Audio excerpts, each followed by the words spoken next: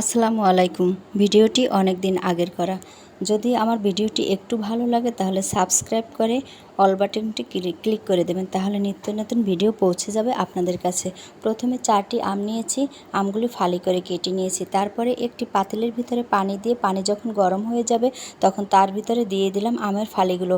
আমগুলি ভালোভাবে সেদ্ধ হয়ে যাওয়ার পরে আমরা এটাকে ভালোভাবে চামচ দিয়ে একটা ব্যাটারের মতো করে নিলাম এবং তার ভিতরে দিয়ে দিলাম হাফ কাপ চিনি এবং সবুজ কালারের ফুড কালার।